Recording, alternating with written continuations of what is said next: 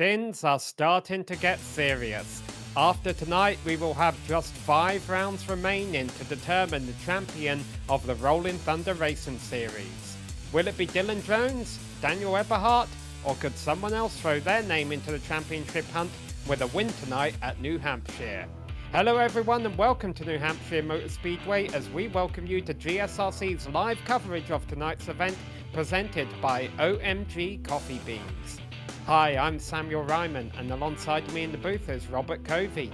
Behind the scenes is our director Eddie Smith, and he's using cameras provided to us by Dougie Beard. Well, a couple of races ago we were at Dover, which is often referred to as Bristol on steroids. New Hampshire, I like to think of it as Martinsville on steroids. Here's a look with our GSRC track guide.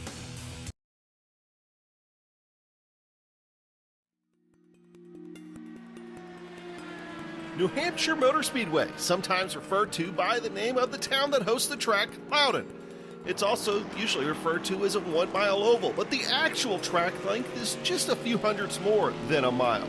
The facility as we know it today opened in 1990 and a lot goes on here. IndyCar and kart cars were an early fixture here at Loudon, and they were fast on this paperclip style oval. And while this still shows up on many IndyCar league schedules, the real life IndyCar doesn't come around right now, but they always flirt with the idea.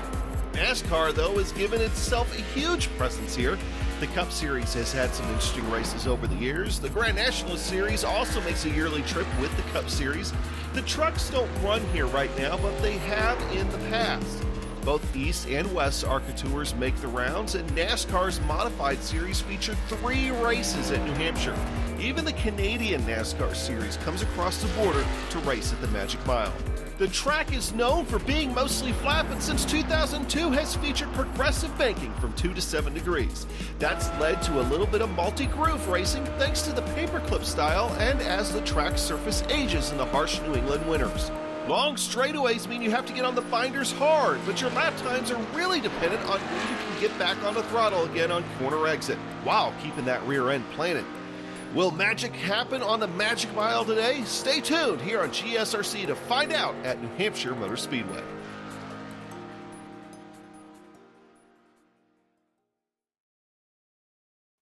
Now, Robert, some people have mixed feelings on this track, and you needn't look further than you and me. I tend to think there's a bit of Robbins racing here at New Hampshire, but you're not the massive fan of it. Can you talk us through that and tell us about this racetrack? Well, it's an older track. It's very flat. Only 2 degree, 7 degree turns and banking throughout the entire track. Very flat, very bumpy. Very difficult to get the cars out of the corners here. But it can be a fun track. It's very wide. You can get a lot of 3-4 wide down the straights, but then you got to gather it up and get that car slowed down to get around these very tight corners.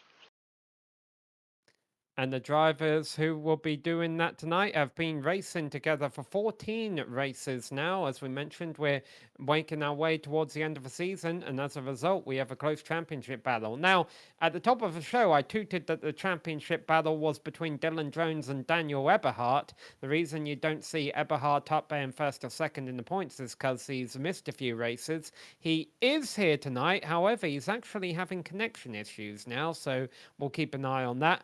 But as we mentioned, there's still time for a driver to get a win and throw their name into the championship hunt. And Scott Crump is definitely someone who can do that. He's a little ways back of Dylan Jones. I think Jones has finished in front of him more often than not this season. But Crump is definitely still within range of a championship victory. Colin Weatherholt, Ryan Johnson, they might need a couple of wins, a couple of races to go their way, but you know, we go to Talladega in a few weeks' time, and who knows what can happen there. You'll also see Mogard, Maines, Larch, Luke Smith, and Jordan Berube rounding out the top 10. Let's talk about our race details. Well, tonight we are coming into, this is round 15, so only 5 more to go of 20 rounds. 133 laps tonight around this very flat, tricky track in the NASCAR Gen 4, which is already a little loose in the rear end, and with no banking, these drivers will have their hands full. It is a fixed setup. and no spare car for these drivers. So if you get into the wall, you're going to be sitting in the pits for a while. 4 total tire sets. Expecting to really only see 2 pit stops tonight, as we're thinking about 50 to 55 laps on a tank of fuel. If required, we will have 1 green-white checkered attempt.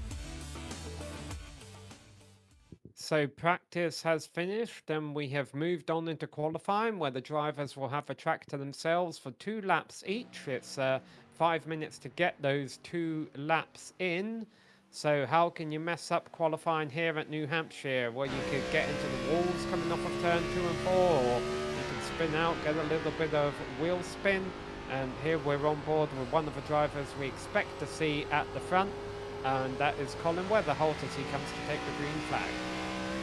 Yeah, he's been fighting all season, and I mean, great on him. He hasn't given up, currently sitting 4th in the championships.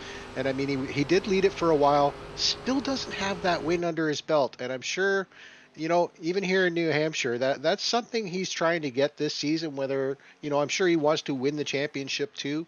But, getting that first win under your belt for the season is really, really a good thing to have to come into the finish in 5 rounds. Did he get the wall there? No. It looks like that was a clean first lap there for Weatherholt, and so he's going to be the first driver to put on a lap at a 30.3, but a 30.0 was the fastest lap in practice, and that was turned by,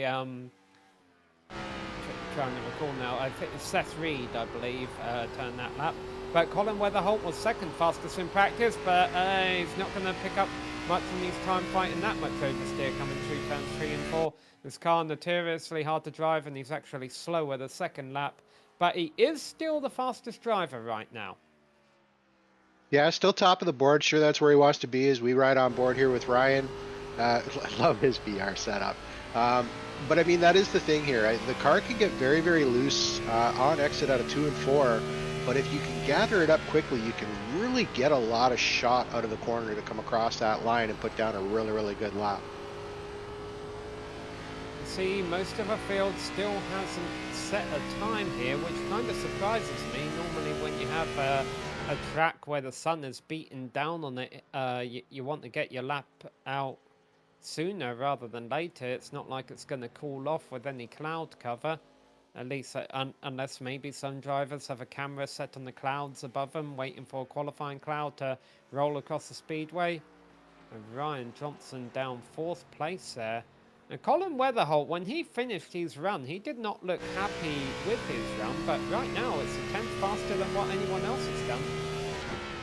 Yeah, and this is, I mean, as much as, like I said, there's no banking, but I mean, if you can gather this car up and you have the control, and let it slide, in the words of is it Harry, loose is fast. So, if you can gather it up and you can hold on to it through the corners, you will get a lot of speed. And, Colin Weatherholt did a really good job on his first lap to set that pole time. Jason Maines just jumped up to second quickest, first driver to get within a 10th of Colin Weatherholt. But now here's Dylan Jones. Here are a couple of drivers who we should anticipate fighting for the top, but Dylan Jones is not going to be one of them. He was fighting a lot of oversteer through turns 1 and 2, but now he's only going to have a time for 1 time to lap. Yeah, throttle control here, very, very important for these cars. You're actually kind of trail braking because the cornering, 1 and 2 and 3 and 4, these corners are very, very tight. I'm not even sure what the distance is, but they're very, very, almost 90-degree corners if you really, really look at it, and the speeds they're coming through the corner. So trail braking to about here, and then you got to be patient and then get on the throttle as fast as you can. And sometimes you just get a little over anxious and drop that down, as Scott Crump puts up the fastest lap with a 30.370. Daniel Eberhardt has just rejoined the session. He will definitely not have time to set the lap, and that's why Dylan Jones still fighting that oversteer on the cold tires. That's why I'm surprised he didn't, just roll it through turns 3 and 4 and go for his second lap, let his tires warm up a little bit. Definitely seems like he's struggling right now. He might, hopefully he didn't get the wall. Oh, but look at that, by 1/1000th of a second. He And beat you saw Scott him Crump. out of yeah, and you saw him out of 4 there. If you were looking at the steering wheel there, I mean, he was sideways coming out of turn 4, and that's where it comes down to with this track is if you can hold on to it, keep it close to the wall but not into the wall, that's a thousandth of a second, and he pulls off the pole there. So our championship leader starts on pole. Our championship second place driver just typed in the chat, really, Dylan? And with a sad face by being beaten by 1/1000th of a second right at the end of qualifying there. And so our driver second in the championship will start second, Scott Crump. And our driver third in the championship, who we've been talking about all season long as the championship favourite, will start all the way at the back. It is time for warm-up. A reason you don't see drivers on track is because first they're going to do a bit of a drivers meeting. And while they're doing that, we're going to take a look at Ryan Johnson shaking his head in disagreement maybe with what the admins are saying. Who knows? Colin Weatherholt staring into our souls. Dean Gagliano stepping away there for a moment. There's Scott Crump, the driver starting second in your top centre right there. Jordan Berube down in the bottom left, probably taking a photo of where he is in qualifying. Where was he in Randy qualifying? looks tired. Yeah, get a last moment nap there. Last minute nap. While we take a look at all of the drivers, this is a good time to tell you that you can embark on a unique coffee adventure with OMG Coffee Beans, where passion and quality converge in the art of coffee roasting. Founded by a team of spirited teens, mentored by their experienced coffee roasting dad, they're more than a brand, they're a revolution in coffee making. At OMG Coffee Beans, their promise is simple. Exceptional coffee, roasted weekly for unmatched freshness. Savor their signature blends or explore the world with their monthly international bean selections. What started in local Houston markets is now a global sensation, shipping their aromatic coffee worldwide. Don't wait. Visit omgcoffeebeans.com today and indulge in the exceptional taste of freshly roasted coffee. Order now and sip the difference that dedication and passion can brew. OMG Coffee Beans. It's not just coffee, it's a journey in every cup. I love my coffee. Yeah, these guys are, 5 rounds left, and the official announcement came out last week on the 1st for Season 2. A lot of these drivers already signed up for the Season 2, switching over to driving the truck, so going to be a bit of a transition for them. But if you are looking to join the Rolling Thunder Series, check out their website and check out Season 2, running NASCAR trucks. Again, last look here at the cars on track. We're talking about the time of day. It's 1:07, 1:08 virtual standard time, and normally when they advance each session, it just goes up by half an hour. So we're going to be racing right in the heat of the day. Track's going to be slick. It's also going to wear the tyres a bit in the middle of July, and I'm going to guess that even up as far north as New Hampshire, it probably gets warmer in July. Well, with the concrete surface here and as smooth as it is, even with them sliding these cars around here, I mean, look at that track at 119 degrees, that's hot. But even with them sliding around here, tires not really an issue here. They do have the 4 sets. I've been told the tire wear isn't that bad. And, with 50 to 55 laps, probably only 2 real pit stops in this race, unless we have cautions, which are synonymous with New Hampshire just because of the style of its track. So yeah, going to be interesting to see what kind of pit strategies come together tonight. And those of you who saw Eberhardt going around the track back in these familiar colours, he is the fastest in practice, so he does, in warm-up rather, so he does have a fast car. He's just got his work cut out for him with him starting at the back of a field. But it's going to be a 133 lap race, plenty of time to get it done.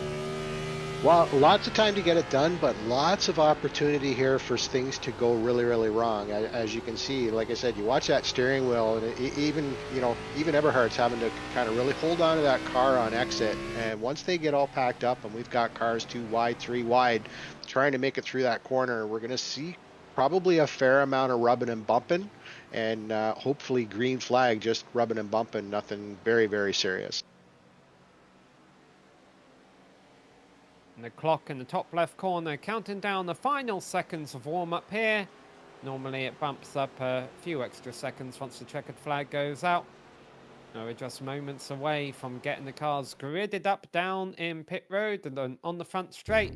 And 1 mile track means it will be just one pace lap around this track before we go racing for 133 laps. So let's have a look now at your starting order.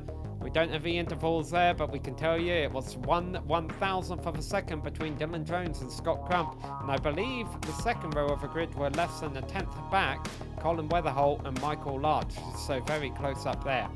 Jason Maines will be starting 5th, and alongside him is Luke Smith, Trevor Williams 7th, and then Ryan Johnson in 8th. Lane Doyle and Drew Ballesteros round out our top 10. Yeah, and pulling in row 6, we've got Seth Reed alongside Matt Molnar. Row 7 sees Jeff Mark with Jordan Berube in 14th, Dean Gagliano in 15th, and Randall Nichols in 16th. Take up row 8.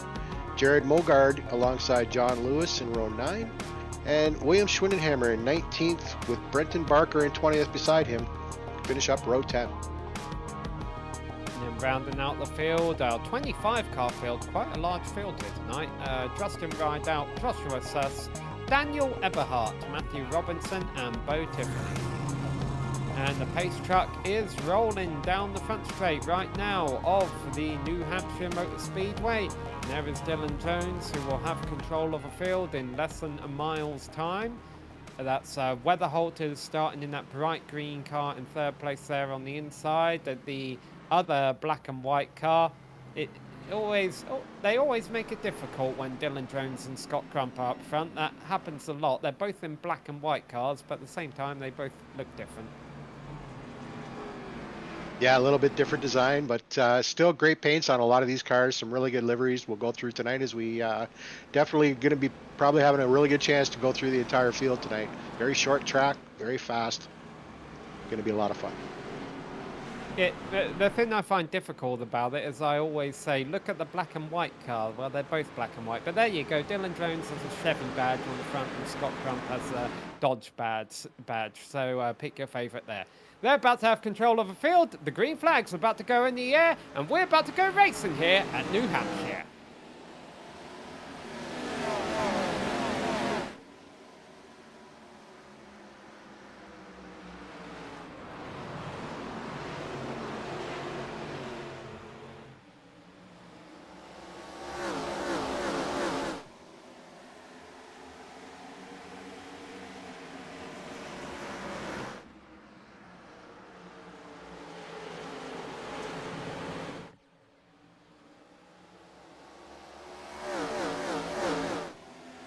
A lot of side-by-side racing on this opening lap, with everyone giving each other space as they complete the first lap. And you can see Eberhardt is already up to 18th. Many other big movers, though, as they battle for position. Coming out of turn 2. Oh, a contact there. Maines is into the wall. Who's going to clear him? There's a big wreck down in the infield.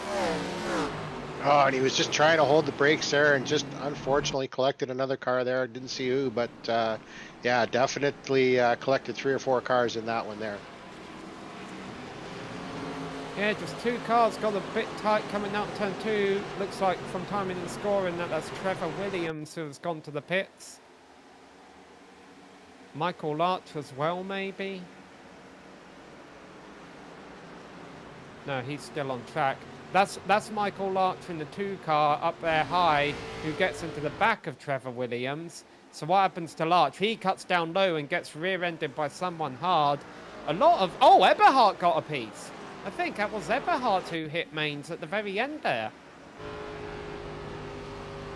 Yeah, not a lot of reaction time available to anybody here, and yes, just the car just slid up on him, and that's the, well, look at that, just launched the other car into the air. Let's see, and as always, cars are coming into the pits to top off with fuel. We on board Eberhard here? Okay, this is Daniel Eberhard. I think he gets a piece of this. Yes. Ooh, yeah, there's heavy damage to the left front. Is that Randall Nichols who was stuck up in the wall in the 69 there? No, that car looks okay. It might not have been him. It might have been that 60 car. I saw a 6 on it. Yeah, that's been in the wall. That's Jeff Merck. Yeah, unfortunate for it to happen this early in, but you know, this is something we talked about all season. We've been talking about all season with, you know, getting in behind another car. And you saw how he just once he got into the back of that other car, just launched it into the air and sent him to the infield, up into the wall. So the top 16 cars have stayed out. Mogar, DeLewis, Tiffany, and Suss have all came in to top off of fuel. And then Eberhard, Merck, Larch, Mains, and Williams, the 5 cars we mentioned who got heavy damage in that wreck, have been in to get repairs. I think they're all able to continue, though. Although it looks like Trevor Williams is a couple of laps down. He was the one who got hard into the back of Larch when Larch cut down to avoid the spinning car of Mains. And so Trevor Williams might be done for the night. Yeah, I think we're going to have a few drivers that are going to be sitting in the pits for a while. Michael Larch, and I mean, you know, Mains was the main cause of that. I'm sure he's got a significant amount of damage. Currently, is he in the pits? No, he's out of the pits. He's on track. So, going to be interesting to see how this sorts out and what kind of car he's got left. Yeah, Williams and Larch are the only 2 sitting in the pits right now. So 23 cars still circulating around the racetrack. And this time it's Dylan Jones and Colin Weatherholt first and second, and Scott Crump restarting third. Here we go.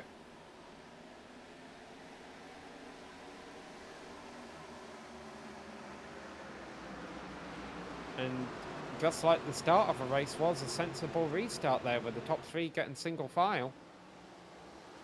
Yeah, Colin, you know, everybody kind of, you know, front runners, that's the advantage to being in the front here. You can kind of take up as much track as you want, get a really good launch off the green, pull out in front, and give yourself some space. And we saw them there in the first, before that caution, you know, fanning out 3, 4, 5 wide here in the back. You can see how wide the track is. Looking at our big movers so far, as Justin Rideout is up several positions, but I think that'll be changing the comers and goers as there's still lots of side-by-side racing here on lap number 7. And still the same 3, but leading, but then everything after that is subject to change. Well, and I think this one is probably another one of these ones where they are definitely thinking about preservation. You know, any kind of short track like this with the tight corners, you know, it takes a lot out of you, and you need to have a car at the end. And these walls are very unforgiving here. That is the one thing about this track, is if you hit that wall, there's walls all the way around. You're going to be sitting in the pits for a significant amount of time getting repairs. We got a car off track. Yeah, I saw a caution come out. I couldn't quite figure out who it was, but there we see Seth Reed. He was the fastest in practice. He's had a lot of bad luck this season. I recall him running up front many times, but I don't think he's always finished there. So we'll just get a replay here and see if we can see what happened to him here. Looks like it might be self-induced, just a little. Oh no, he got loose, and then when he got up into the which car was that? That was the Hart car, and just couldn't hold the car. Good thing he didn't do a lot of damage. He should be able to come back out here and stay on the lead lap. Looks like the yeah, Lane Doyle there in the number 32 running in 8th place. Now Lane Doyle didn't do anything wrong.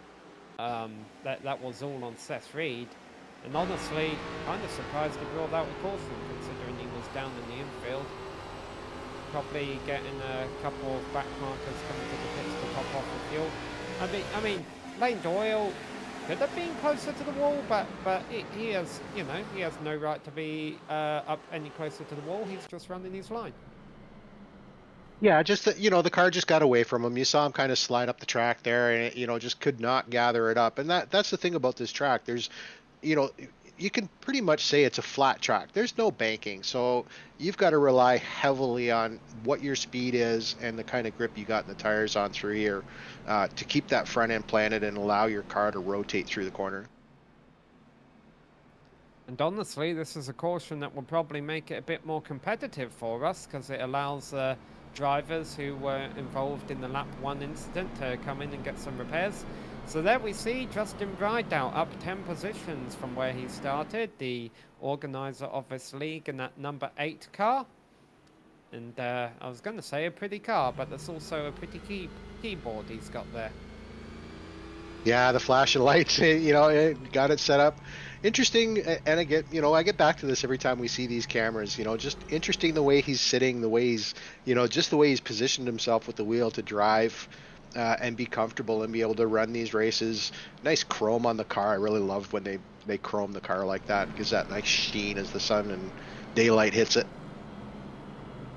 So Seth Reed was given an EOL for bringing out that caution. That's a rule here in the league. If you bring out the caution, you go to the back. He obviously would have been probably toward the back anyway because of his spin. But now he'll have to be at the very back. That does also mean that it's pretty much a 2 strikes rule. If you cause 2 incidents during the race, you will be disqualified. I wouldn't be surprised if we see that happen to a couple of drivers, especially if the cautions continue at this rate. Well, that's the fear of tonight, right? I mean, just small incidents. I mean, that wasn't even a big incident, but small incidents like that, you know, 2 of them and then you're out. It's, you know, everybody's got to be very cautious once they've brought out a caution once. So once again, we have Drones and Weatherholt starting on the front row with Scott Crump in 3rd. And when tyres become an issue late in the race, I have a feeling, Robert, that 3rd place would be a better place to start from than 2nd because you can see the leader in front of you and time it better, whereas the driver on 2nd has to kind of look out or side of their window as they're trying to drive forward. Well, and I think that's part and parcel of the strategy tonight is, I mean, they do have 4 sets of tires. Fuel-wise, they only need to do 2 stops. So it's going to be interesting to see who, you know, some drivers are probably going to split this up and get the freshest tires they can. Some may take a risk to move themselves forward because the rear end of the car is going to start to let go once we get about 20 laps in. Trevor Williams has returned to the race. He's the first car lap down, but he's multiple laps down as we go back racing. And Dylan Jones and Colin Weatherholt pull out ahead in 1st and 2nd again, and Scott Crump settles into 3rd again. Yeah, really, lots of room here for the starts. You know, you really got to slow it down in the corners, but lots of room here. It's just when you start to go and you want to go for position as we ride on board here with Scott Crump. Again, another one of these. Just look at the position. He's got his arms straight out. I think you made reference to another driver that drives like that, and it just amazes a lot of people that they're not exhausted by the time they're done a race. Seth Reed, the driver who brought out our last caution, I saw him using the apron to try and turn his car already. Seems like a lot of these people, a lot of these drivers tonight don't need help getting their cars to turn. They're fighting loose. Yeah, entry isn't really the problem here. It's more exit because, you know, you're used to banking of at least, you know, 12, 13 degrees where you can kind of really step on the car and the car's got that banking to keep it planted as you come out of the corner. Whereas with this small, like I said, basically flat track here, you get on that throttle, there's nothing really to hold that rear end from coming around on you. And a lot of times this season, we've seen the drivers fighting the steering wheel thinking, oh, they're loose. And then they've came to us after the race telling us, no, they've actually been fighting understeer. And, you know, that the car will get loose on the exit as they kind of have to pinch the steering wheel to accelerate out of a turn. But right now, the tyres must still be holding up okay because Dylan Jones just set the fastest lap. Yeah, we were told it wasn't. It's very very nominal, the tire wear here. But even with the fresh tires, the cars will get really loose out of 2 and 4. Just the way the style of this track is, as we can see, Dylan Jones and Weatherholt here kind of pulling away from the pack here a little bit, which is probably really good on them.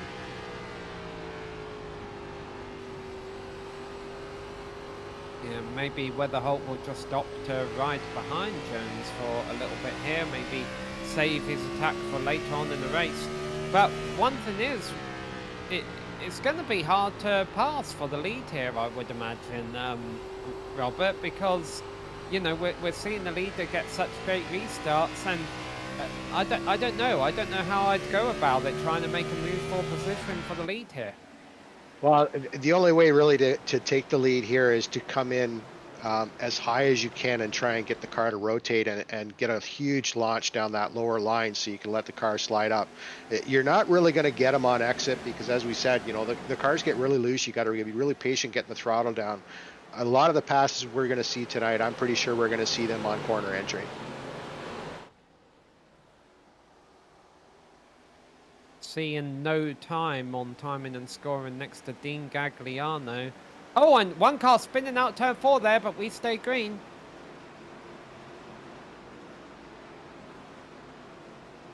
That's Jeff Merck. He was involved in that lap 1 incident. But I think we also might have lost Dean Gagliano to connection issues. Yeah, I'm seeing him gone off my screen. I know he was having problems earlier on. So, yeah, we may have lost him out of this one. Back up front. We keep talking about how Colin Weatherholt is one of the stronger drivers in the championship to have not taken a win. Add Ryan Johnson to that list. One of the drivers up there who could be fighting for the championship, and a W would certainly help his cause. Yeah, he's been coming close. He's been on the podium. He's shown he knows how to drive the car. He's fought with Eberhardt. He's fought with these front runners. He has the ability. He just has to be there at the end of the race and bring it home. Speaking of Eberhardt, he's at the back of the pack here, still in 14th place. I mean, he's got several cars behind him, but a lot of them are cars with damage. And now I think he's going to have a tricky time working his way through the middle of the field. Jared Mogard is a winner in this season. He's not exactly going to be easy to pass. Well, and we saw him get that damage, and they have no spare car. So I'm just checking to see. So he did pit for 10 seconds. So I don't think that was enough to fix the car. So he's probably struggling a little bit. Car not really doing what he wants it to, because we've definitely seen him move forward quickly as he tries to make the pass here on Mogard, whether he's going to go try and take him high and use that high line.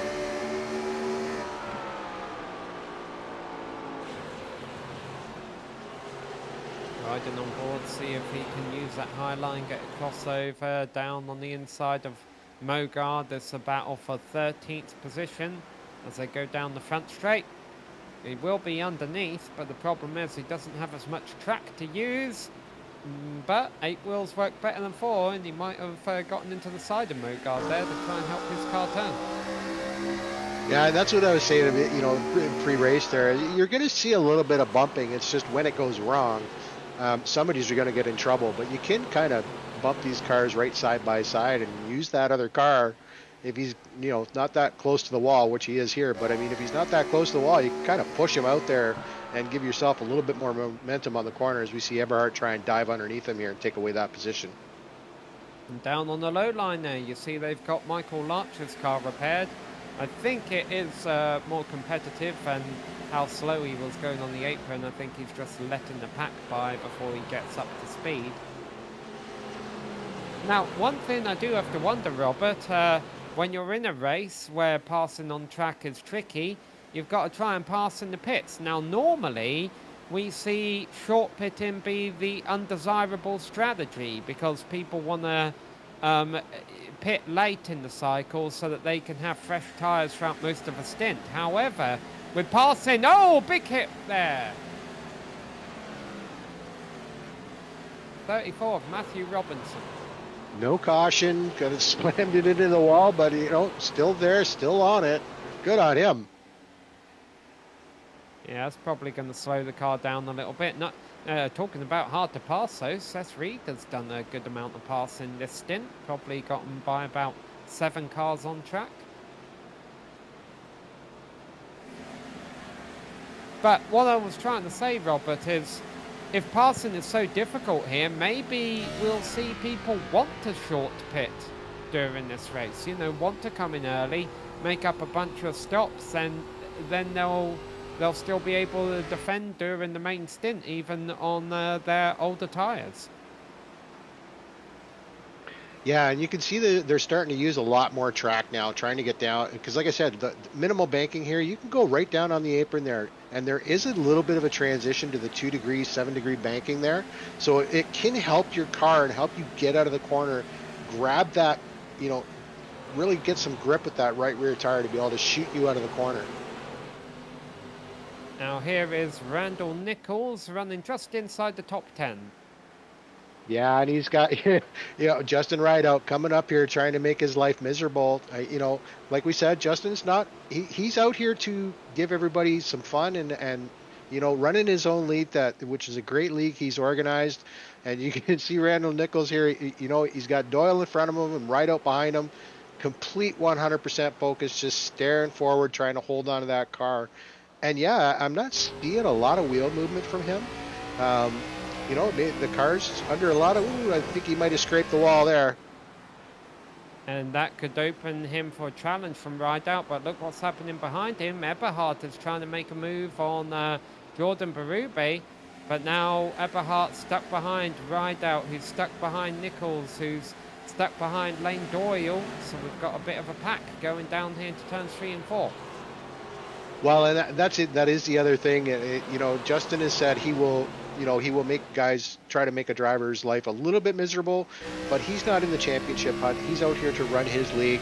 Going to let Eberhardt buy him there, and I'm sure he's going to let Berube buy him fairly easily here, rather than really, taking the option of possibly ruining somebody's race that is in the hunt for the championship. Yeah, Berube consistently holding that 10th place down in the points. I think he's held it for the last couple of rounds with solid top 10 finishes. He always seems to be in the thick of the action, but when the checkered flag flies, he's normally got a good result to his name. Well, and a championship isn't necessarily won by always winning. Consistency is what it is. Like I said, you look at Colin Weatherall, does not have a win this season. In the championship hunt with 5 to go, and the drivers he's battling have had 2 and 3 wins. So it's still really anybody's championship. You can see on the interval, on the time and scoring on the left side of your screen, you're not missing anything up front. It's still Jones, Weatherholt and Crump nicely spaced out, but they'll be keeping an eye on each other when the pit stops come up here in about 20-30 laps. Well, and as you said, this is where is there going to be any strategy here tonight with tires? It's not so much going to be the fuel, it's going to be the tires. Is somebody going to jump in, say in 8 laps and say, okay, I'm going to jump in, grab my tires, fill my tank and get back out there and try and undercut and move themselves forward? I think that's an accurate assessment, about maybe 10 laps or so, because as Randall Nichols and Lane Doyle trade in a bit of paint there, and Eberhardt thinking about trying to capitalise by passing Nichols maybe down the inside. But the thing is, if you like to think of this race kind of as a mathematician, if you've got to do 2 stops, then lap 45 is a good time to do it, because 45 times 3 is 45, 90, 135, so that would evenly split the race out into 3 sections. Yeah, we've had a couple cautions here, so there's been a little, wow, we're really close there. As we can see Nichols going for it. That's Nichols. Just keeping that car down low. And, Eberhardt's just going to sit back here, I think, and watch these two, wait for his opportunity, and there it is. Going to dive down and try and go underneath them, break a little later into turns 1 and 2, see if he can take that position away from both 2 for 1. Yeah, 3 wide pass, and Doyle had to back out of it, but he's going to try and do a crossover on Nichols. The problem is for Doyle is that Nichols is now going to have at the side high line. Eberhardt wants to close the door, but he can't. If he gets a good run through turns 3 and 4 here, though, he should be able to. While Doyle is now battling Ballesteros, who we haven't really mentioned, but holding on strong there on the top 10. Yeah, I'm really proud of these drivers tonight. They're doing it. They're running really, really close. And like I said, this is it's a tricky track. It is really something to drive. I mean, if you've never driven it, it's really something to drive and try. Oh, as he gets into the wall there. Who's that? Ballesteros. I hadn't given him a shout out, and then we did, and that tends to be what happens when commentators give a bit of a shout out. Yeah, just miscalculation on exit there and just got her up into the wall. The nice thing is because of the angle that you clip the wall here when you do that exit, it's not a lot of damage to the car. You can, as long as you can, it's like a side slap. It's when it's right out sideways there coming out of the corner. Just it's just a slap on the car. Maybe misses the handling up a little bit, but otherwise you're going to be okay. You've just lost some momentum and need to gather it back up. So 21 cars still on the lead lap. The 4 cars not on the lead lap are Dean Gagliano, Trevor Williams, Jeff Merck, and Michael Larch. Larch, Merck, and Williams all had damage from the lap 1 crash. Dean Gagliano has been fighting connection issues and is back out there on track. As a matter of fact, Larch is also back out there on track, but 20 laps down. The other 21 cars all still on the lead lap, separated by 21 seconds. It's a 31-second lap, so they're all safely on the lead lap for now. But talking about that 31-second lap, they are going about 1 second, not much more than a second a lap slower than when they started the race. So there might not be too much advantage to the undercut, but we'll see. We'll see if people start coming in around lap 45 or so. Well, I mean, a second a lap here, that's a lot. I mean, because it is such a short track, I mean, do you come in, you're going to lose a lap on tires. You got to hope a caution doesn't come out. But, it'd be interesting to see if somebody does the undercut and what kind of pace they have and how much of the field that is not taking tires they can get around and get around quickly. We'll have to wait until these first pit stops come up to either probably within the next 2 or 3 or, push it right to 55 and see them in another 15. And then we'll get a really good gauge as to what the tire fall off is here. See one car in the pits there, but we'll get an update on that in just a moment. Right now, Daniel Eberhardt looking for 6th position. Yeah, just amazing the way we know he's running a damaged car, and it just amazes me the way he drives this thing. I'm really looking forward to maybe he'll be in season 2, see how he drives the truck, because he hasn't really put a foot out of place here. He's been caught up in some incidents. There was a little ruckus there, and I think it was the 3rd race of the season with Dylan Jones, but just amazing how he handles this car, even with the damage he has on the front. So that was Justin Rideout, who was the first driver into the pits. He goes a lap down because of that, but it will be interesting to see when the pit cycle cycles through, which will take a while. I mean, somebody's going to try and see how long they can go and probably go to about lap 60 or so. So this is going to be an interesting pit cycle to see who the winners and losers are. But the first to blink was Justin Rideout, as Eberhardt trying to fight his way up now into the top 5. And look at the time in the score and how much the top 3 are broken away from the rest of the field. Jones, Weatherholt and Crump a few seconds ahead of Ryan Johnson in 4th. I bet Eberhardt would like to get in 4th place, so he's behind his main championship rivals. Yeah, I was just noticing that too, that the top 3 have just kind of opened up that gap to the rest of the field. But I mean, in the same instance, it comes down to how long. Joshua says 23 seconds, so pretty soon they're going to be having to deal with lap traffic if this continues to go green. So this again plays into strategy. When you hit the lap traffic, do you pit then? so you don't have to deal with them. You get around them, then pit. So lots of different ways things can change here. As we see Crump making a move on Weatherholt here for that P2 position. Yeah, I mean, an easy way for Crump to get it right now would be to come into the pits, but he wants to do it the hard way, and they're both sticking the rear end out a little bit there under the brakes into turn one, and Crump actually loses a little bit of ground. So I wonder if you're Scott Crump, if you do try and do some kind of strategy play here, because we're at that lap 45. Well, excuse me. I think if you're the top three, you know, if you're Weatherholt, Crump, you're watching Jones. When he goes, you'll go. I don't. Jones is kind of pulling away from them here because they were battling. I would definitely be watching the leader and saying, okay, when he pits, I'm going in with him unless I have no other choice. Especially this early, we've got at least 2 pit stops. So, maybe second pit stop, that strategy may play out.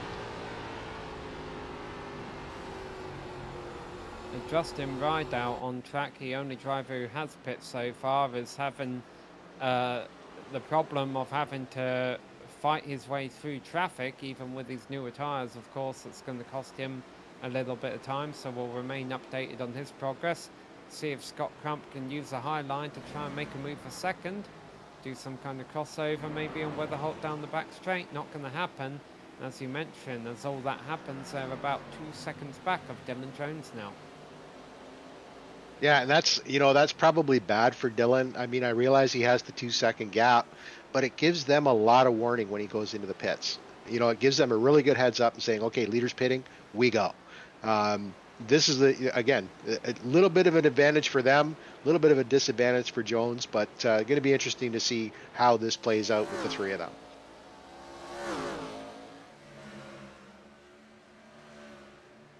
Yeah, I'm surprised with as hard to pass as it is here that we haven't seen anyone playing the strategy card other than Justin Rideout. But there we go. Crump finally using the slide job there down low in turns 3 and 4 to pull the move off and get up ahead of Colin Weatherholt. So new driver in second place as Eberhardt doing something similar. We're trying to do something similar on Ryan Johnson for fourth. Yeah, we've seen these two tangle before. Johnson's not going to give it to him easy. Maybe here he will, but it looks like he doesn't want to give it up to him. So I expect to see this battle, keep moving them back a little bit. But I expect to see this battle go on for a little bit here. I don't think Eberhardt's going to be able to pull away from him very easy. And Eberhardt's going to make a liar out of me right here, isn't he? Randall Nichols has also been in. A shout out to Seth Reed here. He's really done a good job of coming through the field. I almost wonder if he took tyres during one of his pit stops early on, or if this is just pure pace, because he's done a nice job getting it up to 6th there. Another one of those top drivers this season without a W. Ooh, using the apron to loosen the car up and almost overdid it. Yeah, just get that rear end slide, grab that transition into that 7-degree banking in the corner, and try and get a little bit better launch out of the car. He's been doing this for a while here. I've been kind of keeping an eye on him. It's working for him for the most part, but he loses a lot when he doesn't get the good exit. Well, I'd say it's working for him. Remember, he had an EOL for bringing out the second caution. So he's had to pass everybody up into 6th place. So right now things going good for Seth Reed as the field comes across the line with 81 laps left to go. So I'm just kind of looking here. So Randall Nichols is one. So it was one of our cars to pit.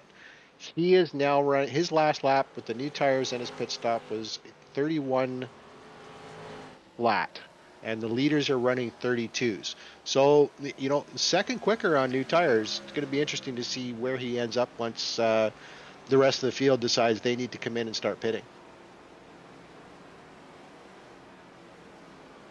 We've got another taker here. Matthew Molnar. And Brenton Barker has just announced his intentions to come into the pits.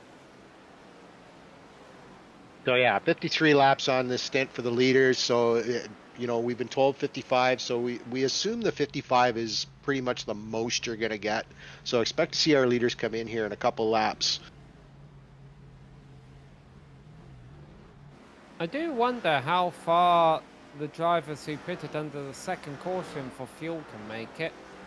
They'd have to probably, they'd have to go very, very far to be able to make it to the end. Yeah, there's going to be one Yeah. more pit stop for everybody for sure. Yeah, they'd have to make it to like lap 80 or something, and I doubt that's happening. Well, and in all honesty, the gloves haven't really come off yet. Everybody's pretty spread out here right now. A couple battles for position. We got battles up front. We got battles, further down through the field. As we look at Luke Smith there, look at Lane Doyle here coming down into the pits. Love the livery, man. Bright pink, beautiful hearts.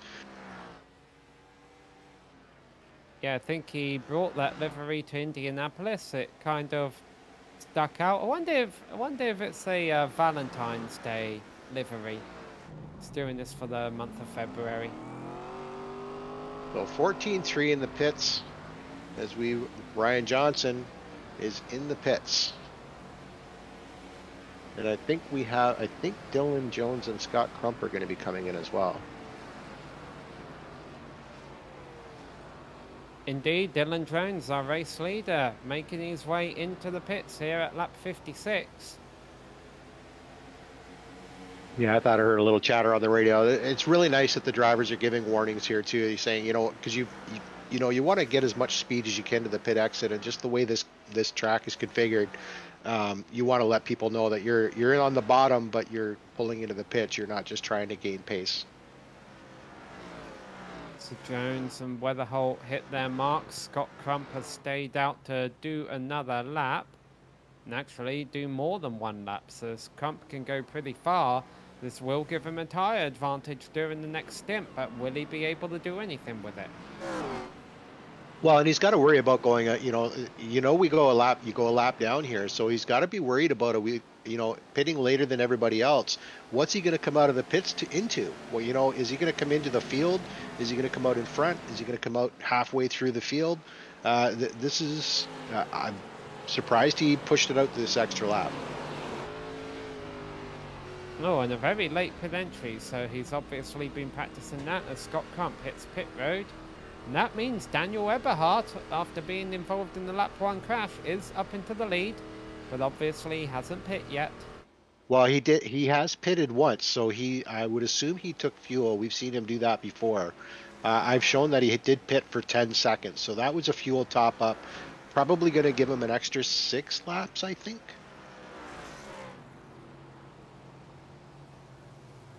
Yeah, Justin Rideout was the first driver to pit, and I was thinking once everyone cycled through the pits that he would be up towards the front because of having the new tyres for as long as he had, but he's still back here in 18th place, so Rideout might have had more problems. Well, then we have it. Like I said, we've got Seth Reed, Jason Maines, John Lewis, Bo Tiffany, and Daniel Eberhardt, who is in the pits now, have not pitted yet. So there's still going to be a cycle to come through to move them forward, depending on how this cycles out. But I think you are right. I think 16th may be the lucky dog right now. Yeah, so Seth Reed obviously leading because he was under the last caution where he was involved in the incident. So, and there you go. To your point, Eberhardt pits from the lead and comes out all the way down in 15th place. And also to your point, flirting with being a lap down to Seth Reed, but Seth Reed is coming into the pits, so that will put a few cars back onto the lead lap. Yeah, until we get the full wholesale, pit cycles, it really hard to see who's on the lead lap, who's not.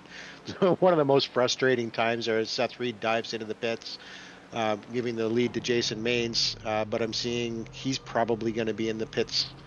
He did do a pit stop, so we'll see how he goes because he's got 52 laps on this stint. We'll see how much more he's got in the car. Yeah, Dylan Jones is the lead of drivers who can make it on just one more stop. Randall Nichols, as Daniel Eberhardt sets the fastest lap, Randall Nichols had gained a lot of positions as a result of being one of the first drivers to pit. However, he was in the wall in the front straight the last time down the road. So Jason Maines and John Lewis still need to pit 2 times, as does Bo Tiffany. But Bo Tiffany is actually in the pits right now.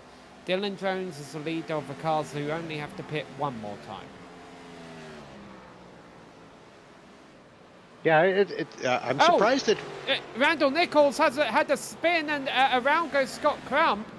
Randall Nichols had a big moment in turns 1 and 2 and hooked Scott Crump, who slid up the track. So we still have a lot of cars on the lead lap, and nobody can make it to the end from here.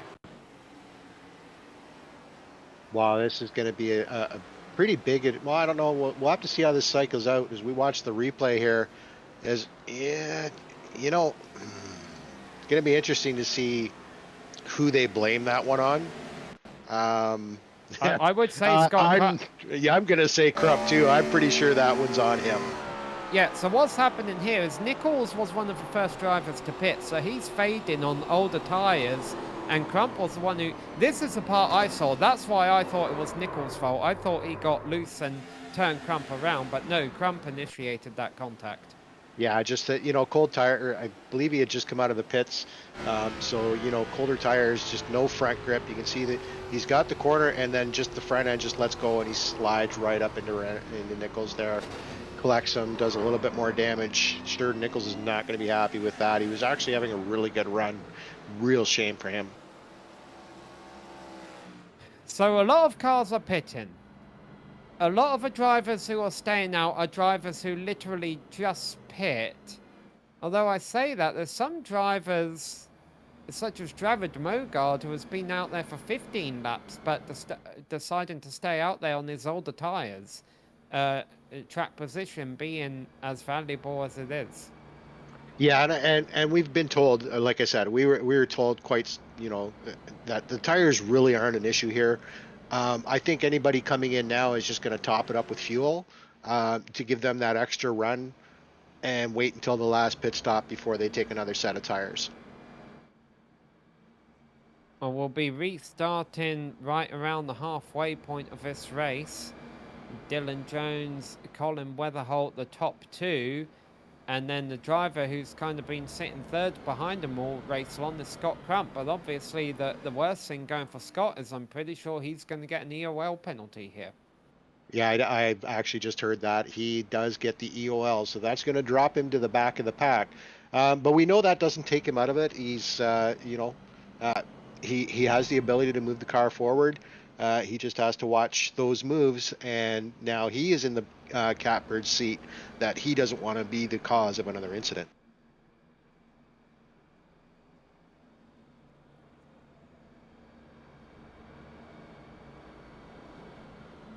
I'm watching the cars pace under yellow here at the New Hampshire Motor Speedway, and next season is coming up here on the Rolling Thunder Racing Series.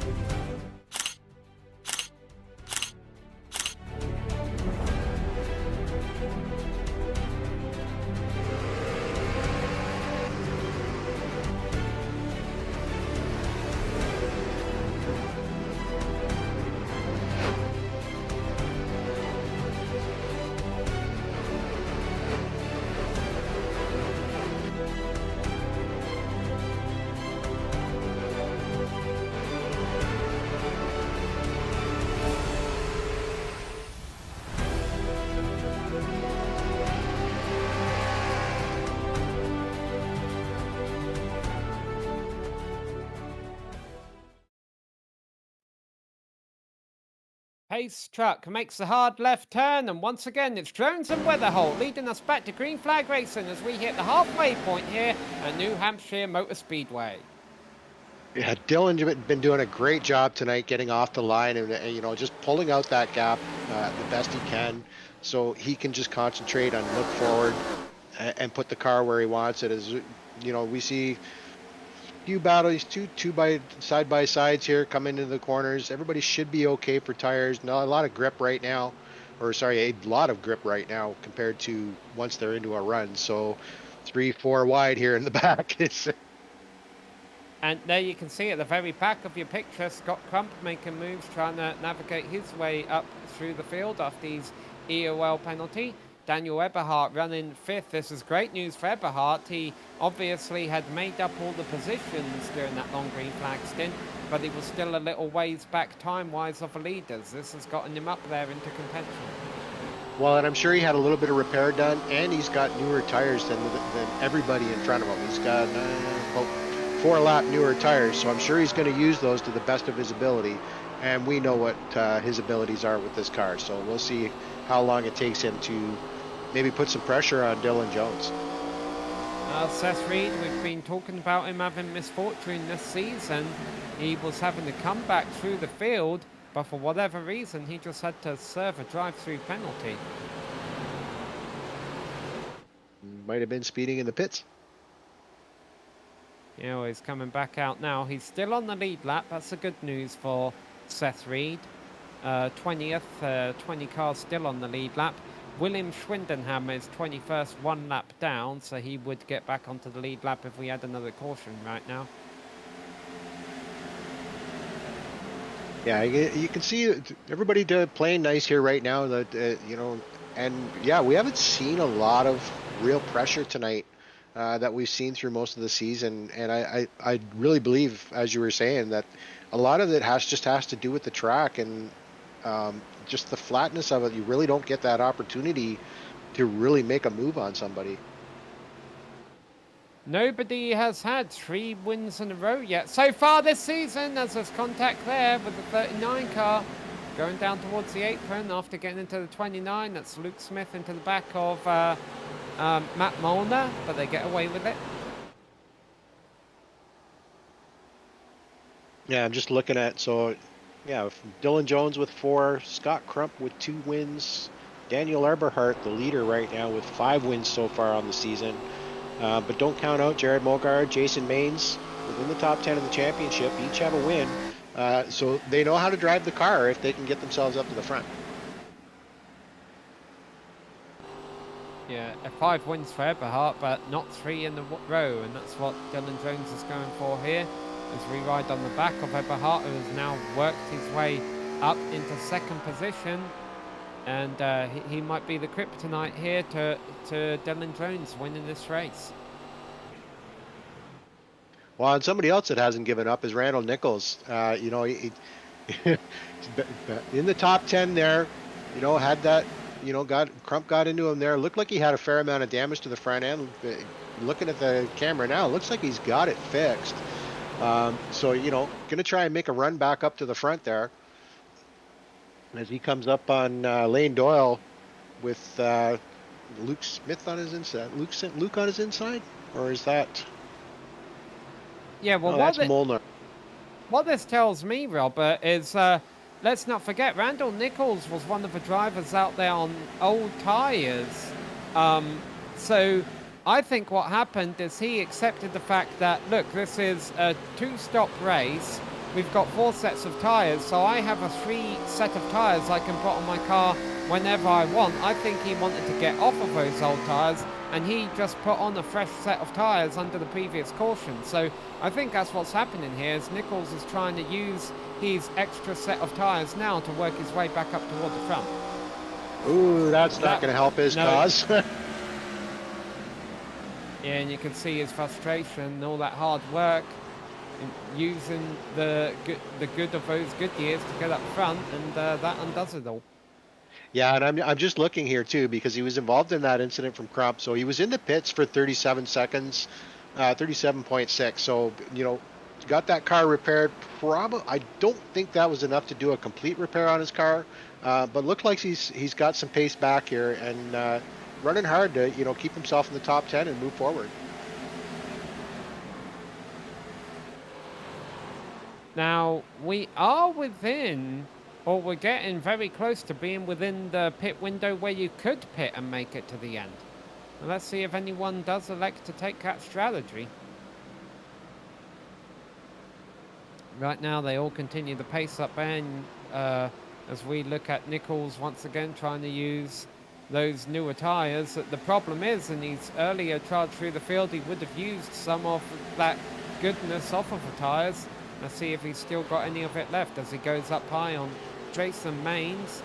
Jason Maines, by the way, I hate saying this as a commentator because normally it causes bad things to happen, but he's having a good night for him tonight.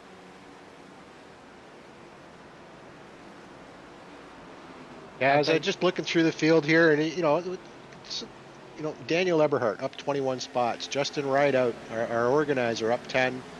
Randall Nichols is actually up 8 spots, started back in 16th, so really good on him tonight. Excuse me. And, some of our other drivers, like, back in the pack, we've got Joshua Suss, battling here. Got him on board there. You can see on his face there, I don't think he's really happy. But he's in there. He's fighting. He's trying to move himself forward. Just doesn't look very comfortable with his run tonight.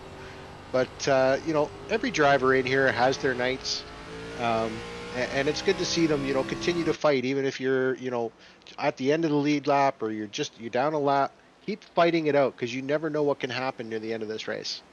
And Eberhardt takes the lead from Dylan Jones, who really doesn't put up a heck of a fight against him.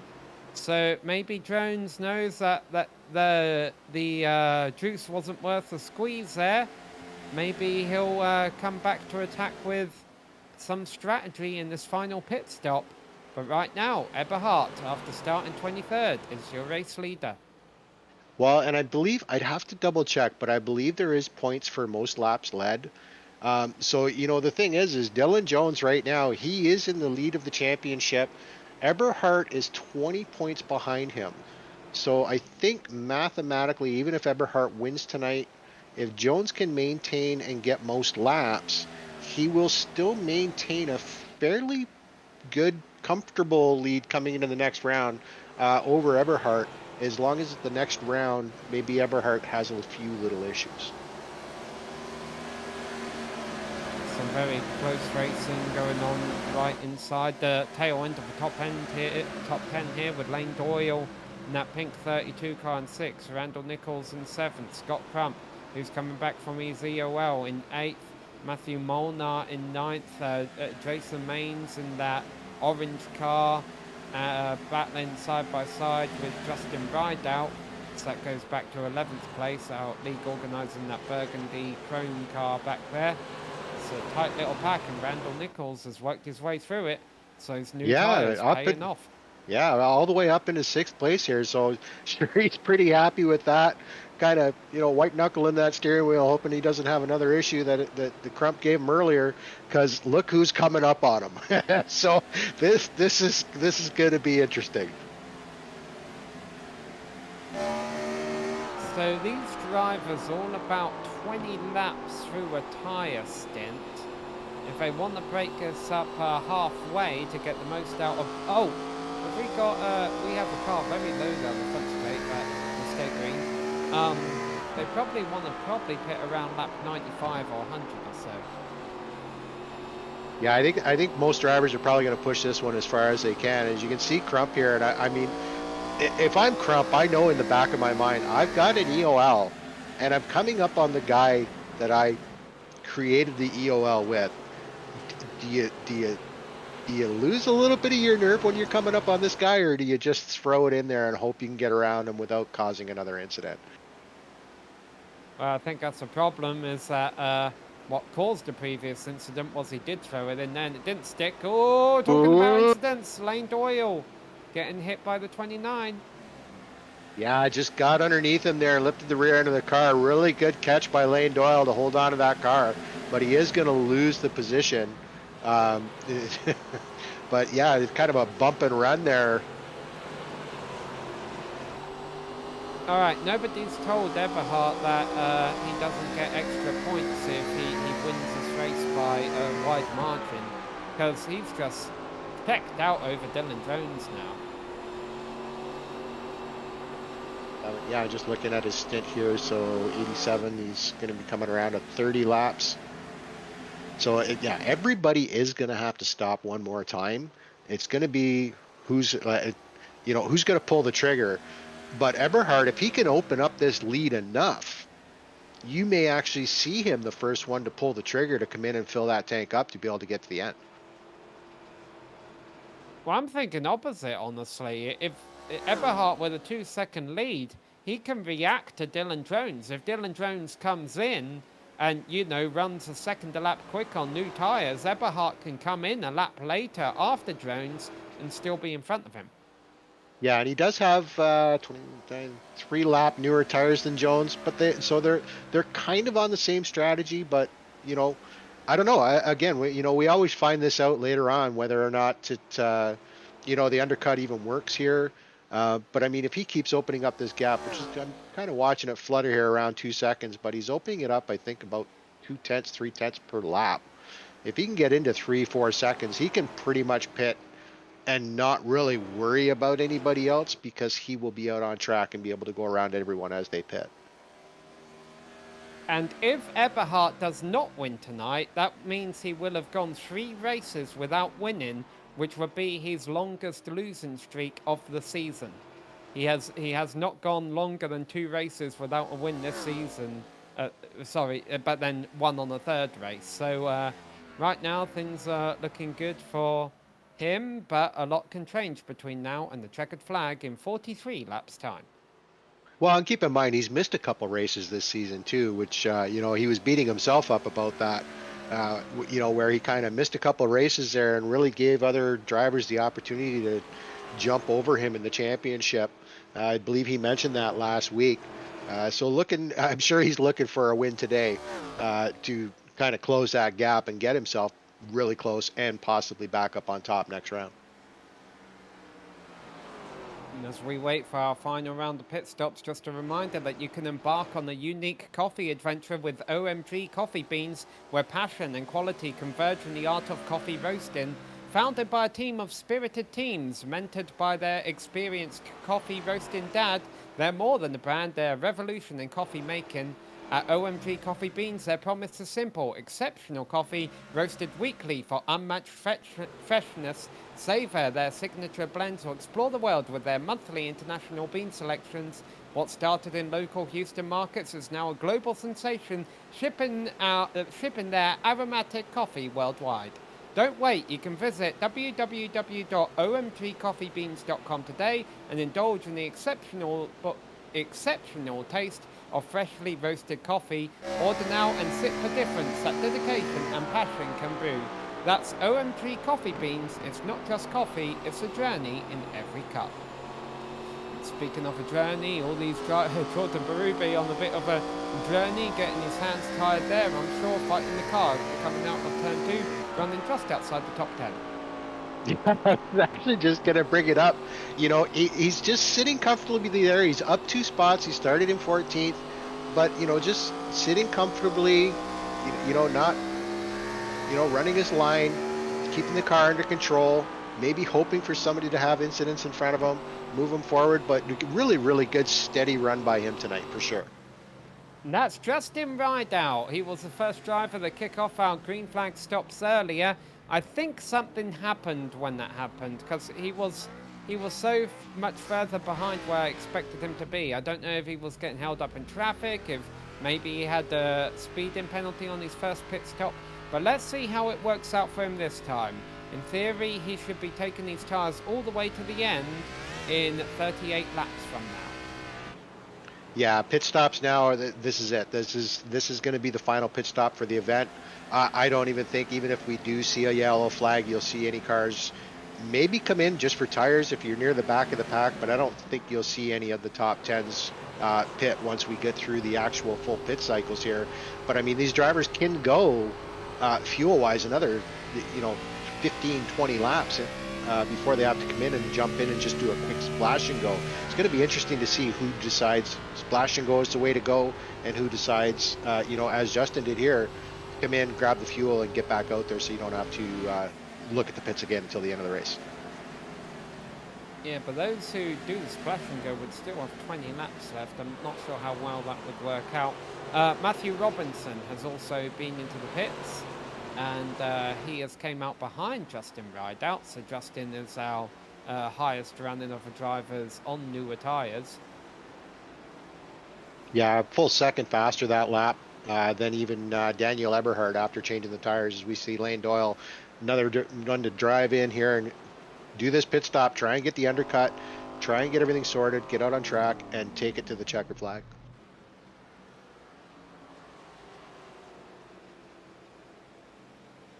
All right, who else is going to bite? Justin Rideout, by the way, was in the top 10, so he is a concern for the other leaders. I think Matt Molnar, yep, here we are, the 29's in.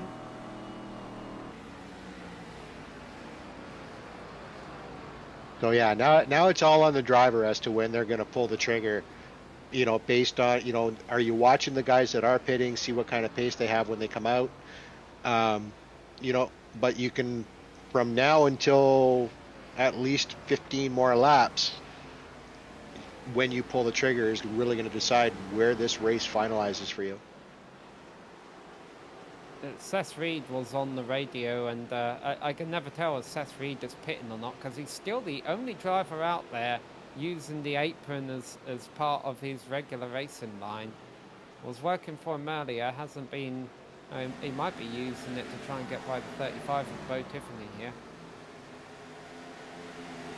Yeah, like I said, if you can learn to use that small transition, and you can see just how shallow it is, but it gives you that extra grip off the corner if you hit it right to be able to shoot up the track and gain a lot more speed, as we see Scott Crump is now taken into the pits. Yeah, so let's see what Crump can do. Rideout continues to be our highest placed of drivers that have... Oh! Crump overshot his pit stall, yeah, and you can see he's not thrilled about that. Yeah, good recovery though. He got it. Hopefully he's not going to lose too much by that overshot, but we'll have to see what his pit stop is here. I'm looking at John Lewis is in the pits, or Luke Smith in the pits. Yeah, you always say you never want to make a mistake on pit road, but under green flag conditions, a mistake like that isn't as punishing as under caution. Under caution, that would cost you about 3 or 4 positions. Out here under green flag, it still costs you a couple of seconds, but there might only be 1 position. Yeah, who's around? We got a car around here. I'm just seeing, is the caution going to come out? Nope. No, and it's Scott Crump and Matthew Robinson. Crump, yeah. Yeah.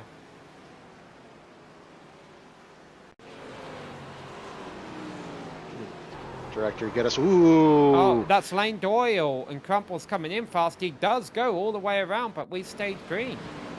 Well, and I mean, that's definitely something where Scott Crump is going to be saying thank you for not throwing a yellow, because that would have been his second cause of an incident.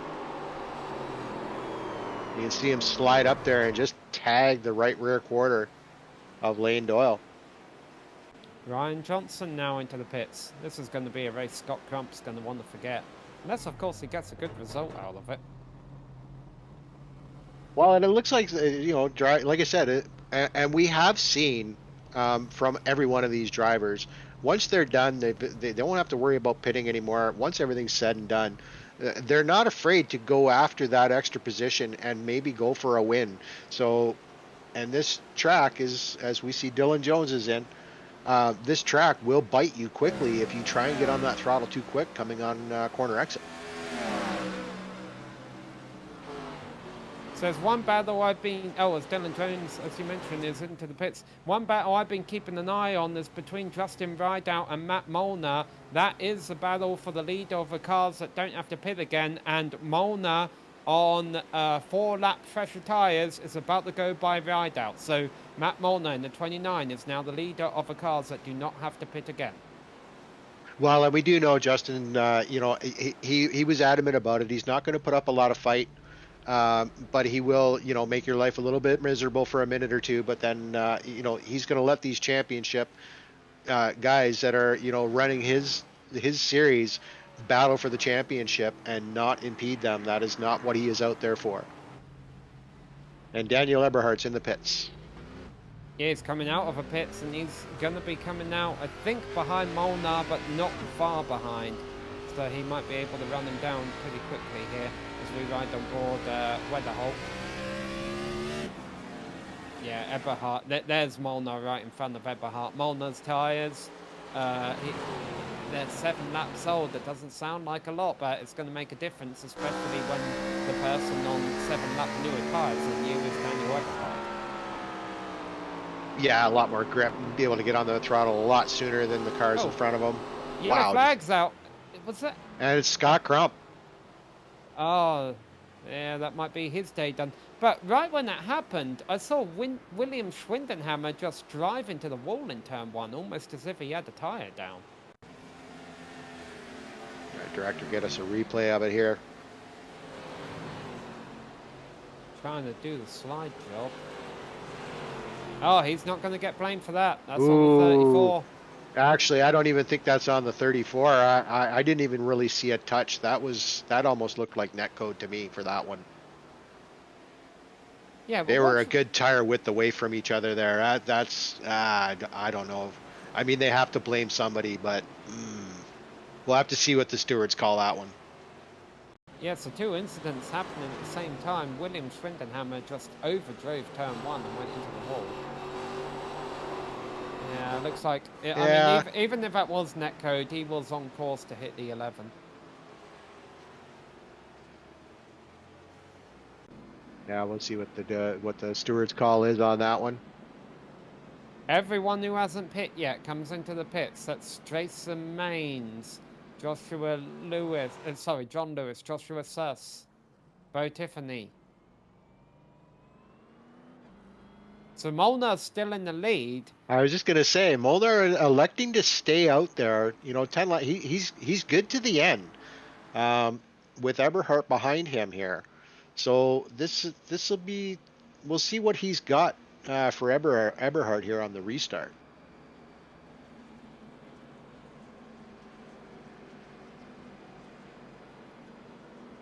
A lot of cars between Molnar and the pace car who are going to get a wave around here. So Matthew Robinson did receive the EOL on that one after review. So he is going to be sent to the back of the pack.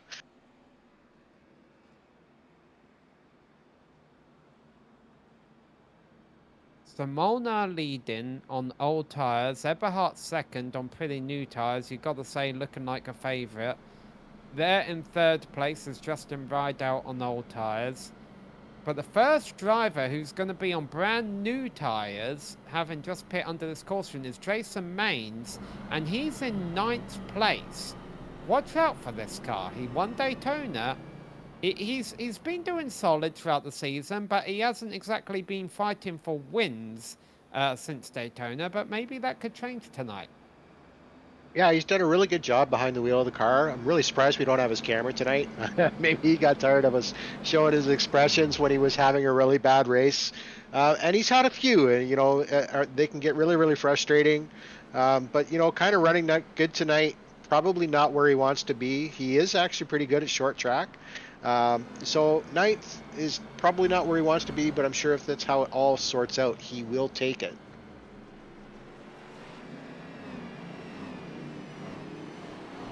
All right, here we go, double file, getting ready for the restart. So when they, and there's all the wave arounds, sometimes in a league such as this, they may elect to add a lap of caution to give everyone the chance to get caught back up and get in order, but we'll wait and see if they do that. The leaders are certainly in order. Now, even though Eberhardt has the newer tyres, Molnar's in control of a restart. So let's see how this pans out. Yeah, thank you for calling me out there, Sam. I was getting Jason Maines mixed up with Jacob Manning, and I apologize for that one, which I don't even think he's here tonight. No, yeah, Jacob Mannon's done a great job at providing us the cameras throughout the season. He's a race winner. Like I say, though, a couple of incidents throughout the season as well. Here we go, 23 lap shootout. Molnar has control of the field, but Eberhardt has the newer tyres, but a bad restart by Eberhardt. Molnar's got the jump. Admin on the radio, were they not happy with that restart? Yeah, I'm hearing a little bit of chatter about restart zone, but nothing coming back from the director there currently. So I guess they're going to call it a fair start, and we're going to continue racing here. Yeah, I wonder if that was a warning. I think he's just delaying the inevitable because here comes Eberhardt. Well, yeah, because they do utilize the actual restart is this Bo zones. Tiffany? A caution out. The 35 spinning in the background there.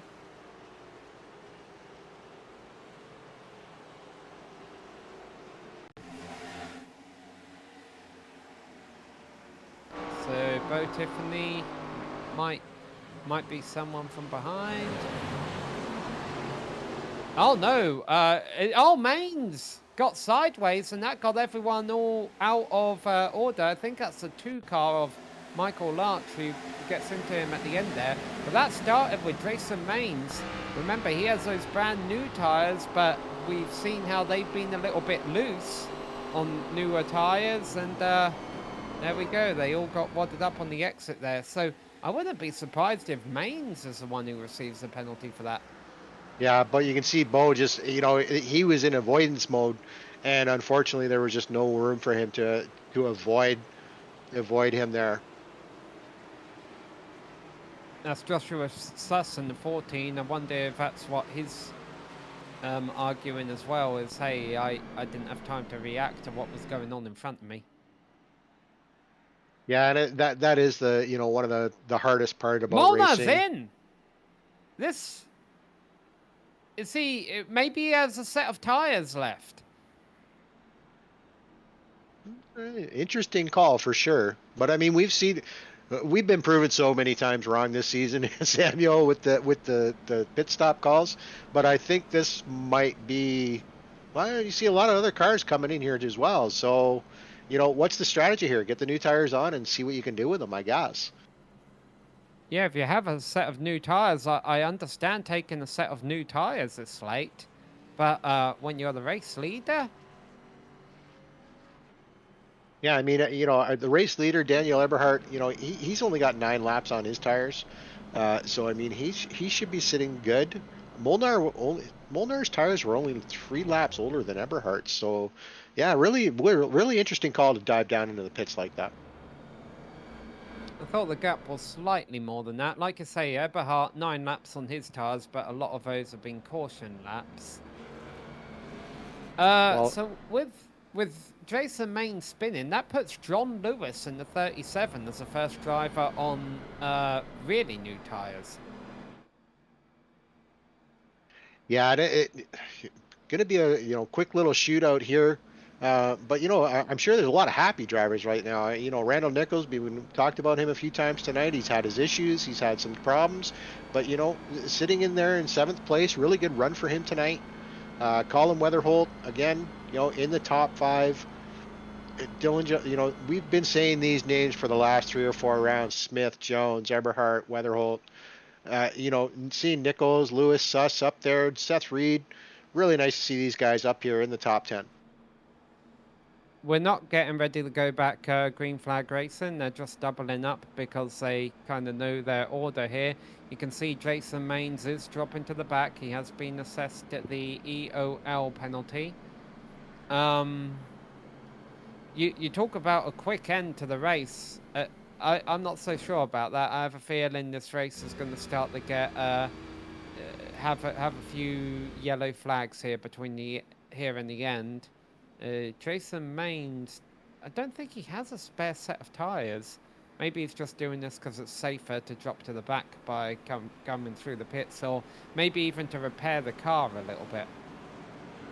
Yeah, and as you said, if you've got the set of tires and you've been thrown to the back, you might as well come in, grab them, throw them on, top up, and get out there and see what kind of forward movement you can make. So how about Luke Smith restarting the second? I don't think we've really mentioned him at all tonight. Well, we have, but not being up this close to the front, that's for sure. He's got Dylan Jones and Justin Rideout behind him. Justin Rideout still has some of the, well, I think he does have the oldest tyres out there right now, so we'll see how well or not well he's able to hold on to that fourth position. 17 laps left to go, and Eberhardt has control of the field as we go back racing. Yeah, no complaints this time on the launch, as we saw, Eberhardt, he's used to starting the field off here, and he's going to try and open up that gap as far as he can, because he knows Dylan Jones and Luke Smith can both come up there, and if they get to him, they can make his life pretty miserable. They've shown that through the season, so definitely something Eberhardt has to keep in the back of his mind. Well, I almost wonder if you're Dylan Jones here, if you've got a points race. It's tricky to pass tonight. He's in second place. Oh, that's Seth Reed. He saves it. We stay green. Nice save by Seth Reed. Wow. Yeah, that was a really good save by him, and I think the wall kind of helped that save a little bit there. Well, Scott Crump and Matthew Robinson, they both have one strike against him tonight. I think Seth Reed does as well. They all better mind their P's and Q's here. Yeah, coming around with, coming down to 15 laps to go here. They come across the line here. So, now they're going to start trying to move forward. It's going to get a little aggressive here, and that's the thing. Being aggressive here can really come out and bite you hard. Either slide up into the wall or slide up into another car you're trying to get around. With these late cautions, we do have all 21 cars really still left in contention on the lead lap. So there's a lot to lose if you're running up front and get involved in a late incident here.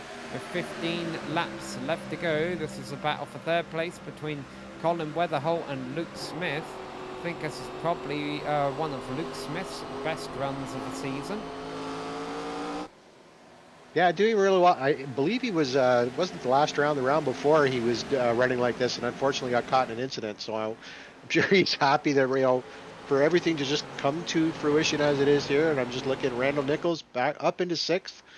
So he's having a really good run tonight. Really, really good on him. He's had a couple really bad races. Just things didn't go his way. Definitely going to be happy with a 6th place or better tonight.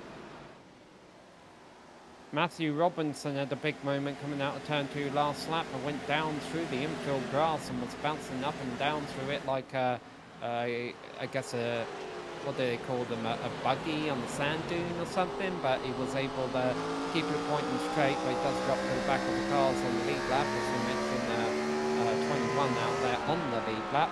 Now we're riding on board Matt Molnar, trying to push Luke Smith out of the top 5. Well, and up 15 spots. I mean, he was back at the back, and, look where he is now. So he's got some pace here, but I don't think he's got enough laps, and, he's going to have to fight these other drivers to move himself back up front. Let's see, he's on these newer tyres late on here. I didn't like a strategy call, but he seems to have done well with it. Is it a race-winning strategy call? Yeah, maybe not with the amount of traffic he has. But well, he's closed the gap here to Smith, and I mean, he's going to be able to, look at it, just driving that car into the corner, and that's, this is the advantage of new tires. For the first 4 or 5 laps, you can really drive the car into the corner and really lay on the brakes and have a lot of grip. And he is using it to its full potential now as he's going to move forward. He's going to try and go after Johnson here. Well, what would help Molnar is a caution, because that would give him an opportunity to pass cars all bunched up together on the restart. See if he's able to get Ryan Johnson, because obviously if he gets Ryan Johnson, then he'll be on the 2nd row in the event of a restart. So this will be a nice position for him to get here. Well, and even if we don't get the, that coveted yellow flag near the end, he's Weatherholt and Johnson Weatherholt and Johnson right there. He's going to dive underneath. And he's going to have Weatherholt right in front of him, who I think actually last lap there, he just kind of scraped the wall and lost a bit of momentum. Yeah, there's not a whole lot of side-by-side racing going on throughout the field right now, but what could bring out late yellow here is the fact that we're having a lot of people have moments coming out of turn 4. They know these tyres only have to survive 9 more laps, and they want to use everything they have left of them. We're seeing some drivers get big slides on the exit of the corners, particularly toward the back of the field. Yeah, big slides on exit, big understeer moments on entry. But, Molnar had good decision on him. He's on Weatherholt here, 8 laps to go. Better tires. He may be able to take that P3 away from Weatherholt, but I'm sure Weatherholt is going to put up one heck of a fight to stay in that podium position. The gap between the two leaders is 0.6 of a second still. I started mentioning it earlier. I think Dylan Jones will be happy to take a second place to Daniel Eberhardt here. It's not going to be he's not going to lose too many points. As you mentioned earlier, he might not lose any with the bonus points he's accumulated tonight, taking pole by 1,000th of a second.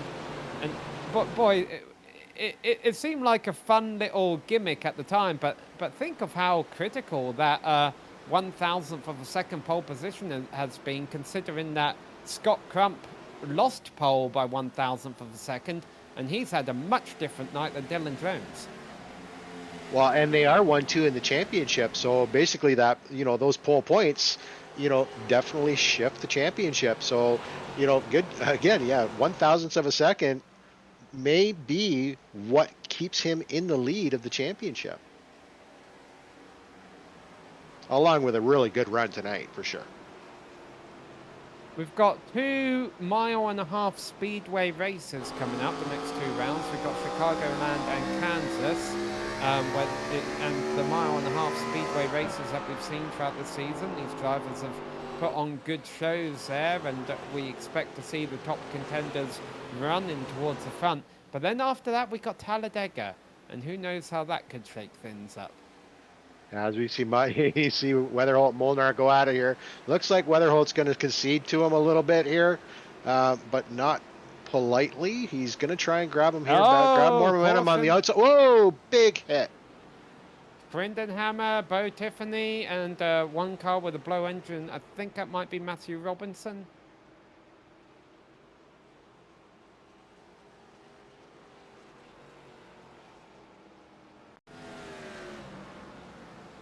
All right, what was it the witch said in Into the Woods? Everyone's looking for somebody to blame.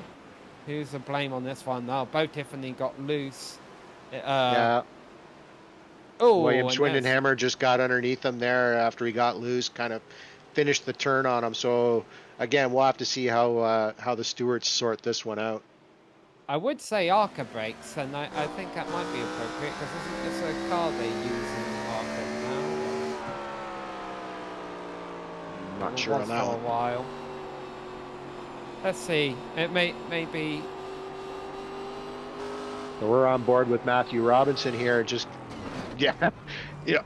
what are you going to do? I mean, you go left, you go right, the car's going to go away. You hit the brakes, and the car's not going to stop.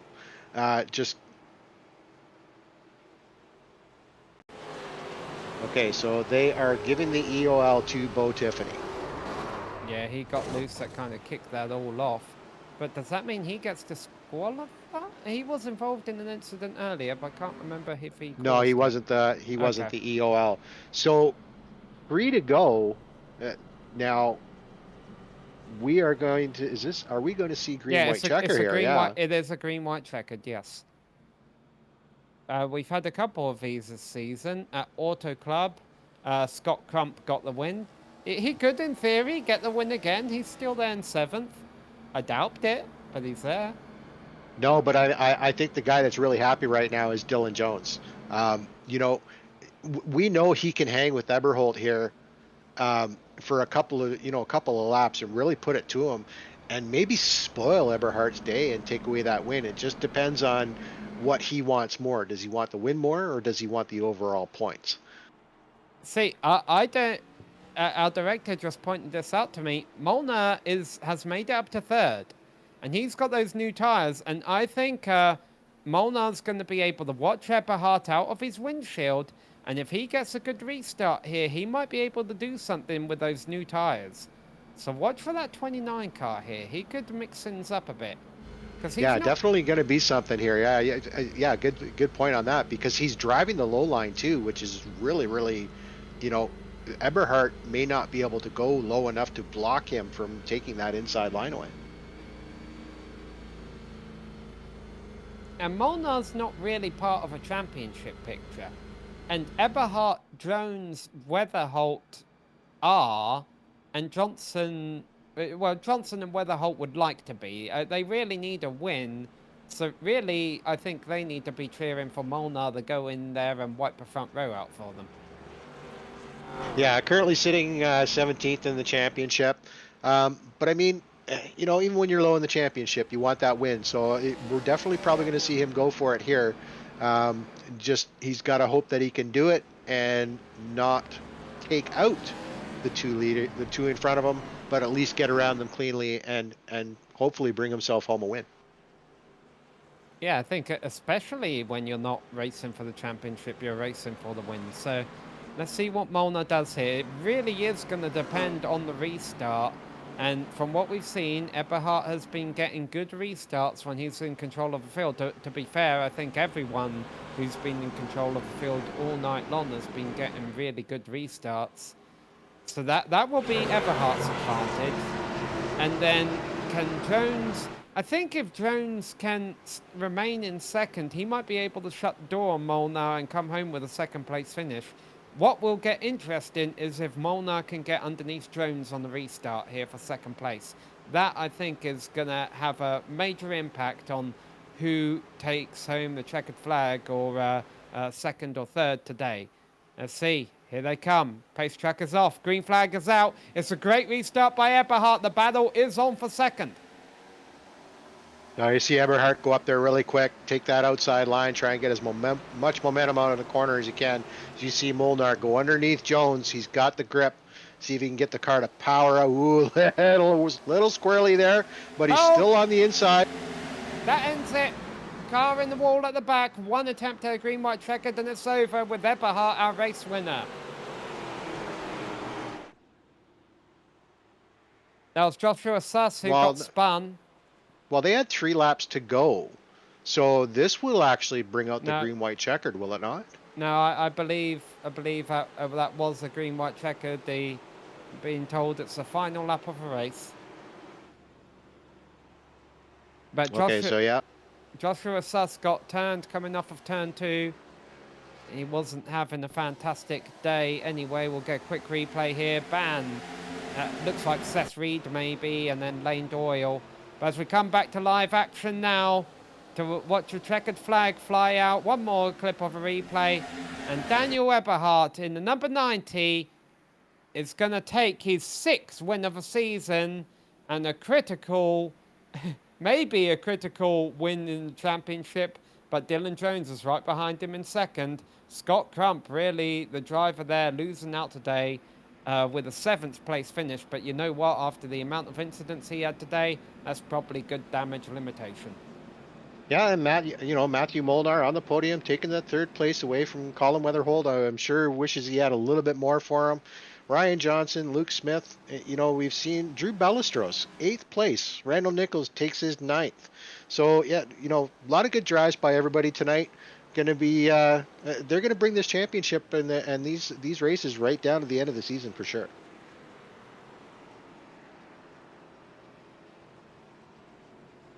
Now here comes Eberhard around to the front straight to light it up after a couple of races out of victory lane at Dover, where he lost on pit strategy, and Indianapolis, where he lost by spinning on pit exit.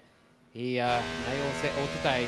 We'll have a chance to talk with him, as well as Jones and Matt Molnar, our top 3 finishers, in just a few minutes here on GSRC.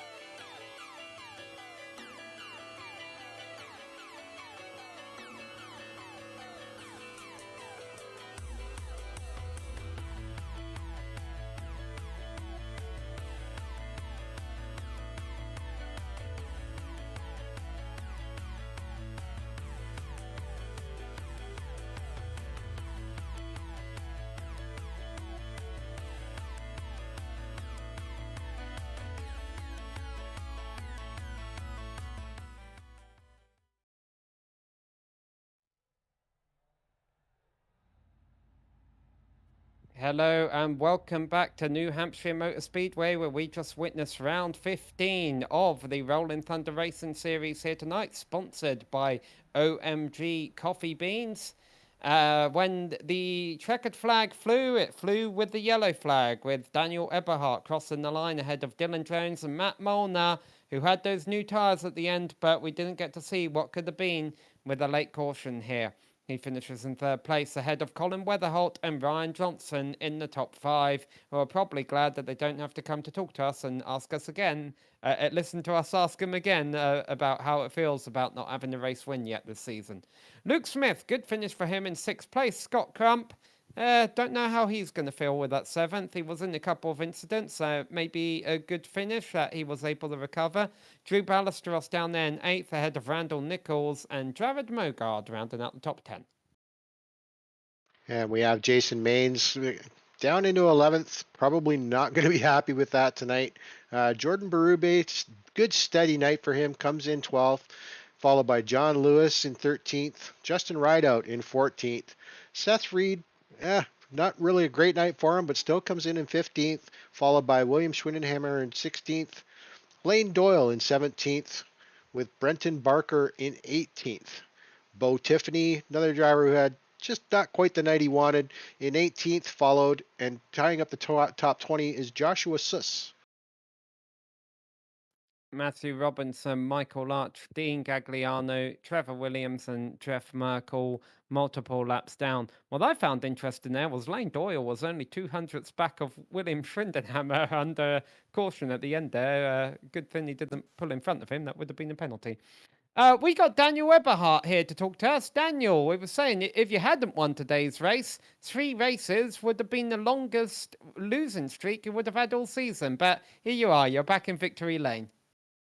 Yeah, I guess the curse almost came true around lap 2. I was, sitting there in the back of the field, and I didn't expect the 12 to go rolling back up in front of me, and I just slammed the outside wall, and I was killed for a little while there until those couple quick cautions helped me get back all my damage fixed. Luckily, they said they could fix the whole thing, and the old 90 machine was rolling on to the front.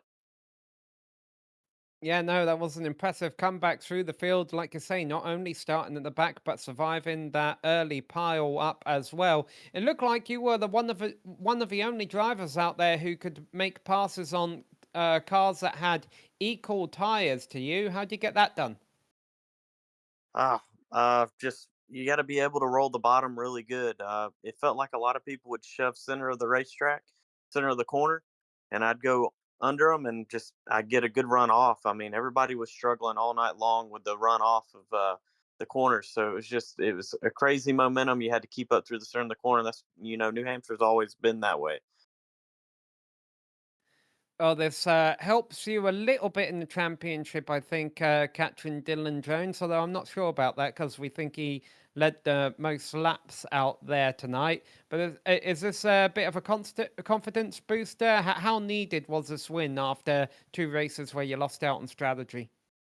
Yeah, really needed. Dylan's been dominant so far lately. He won Indy. I was running him down late there, and then he dominated Dover, beat me by 15 seconds. So I really needed to get off with this win to try to gain more points on him. And man, it feels good to finally knock one off again.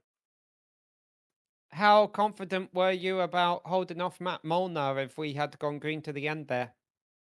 Whew, that was tough. He had them 12 lap fresher tires than all of us. So he was coming at the end, and he's gotten better each and every week. He's been up there fighting with us for about 2 weeks, 3 weeks now. So I feel bad for Scott Crump. He looked like he had some real technical difficulties there at the end. So hopefully we can just gain some ground on Dylan and Scott at the end of this thing. Yeah, if you're gonna have problems, have them early. You certainly had got yours out the way early today. Anyone you'd like to thank before we let you go and celebrate? Yes, sir. Thank you for OMG Coffee come on and sponsoring this race.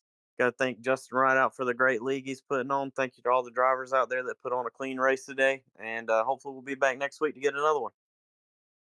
All right, well, we look forward to it. 5 races left to go to see who will triumph in this championship battle between Eberhardt, Jones, Crump, and who knows who else. Speaking of Dylan Jones, Robert, you've got him on the mic. Hey there, Dylan. pole position by a thousandth of a point, led the most laps here today, and Eberhard had to come up there and spoil your day on you. So to just tell us what what goes through your head with something like that. Yeah, I mean, I got kind of lucky in the poll. So I think we got the bonus points from that. But yeah, I thought we were pretty golden there. Daniel got in trouble on lap one, and I kind of thought he was going to be finished from what it sounded like. And yeah, I was just out there leading laps, trying to save tires. I found a nice little line. If you got your left sides under that first seam, that thing would turn really nice. So I was just running that seam all race, and then he got off strategy a little bit from the damage he had earlier. He could go longer on pit stops, and then a caution fell right in his favor. He took the lead and never looked back. And now, did at any point did you think you wanted to go after him for the win, or were you working on championship there, saying I've got the pole points, I've got most laps points, second is nothing to really scoff at.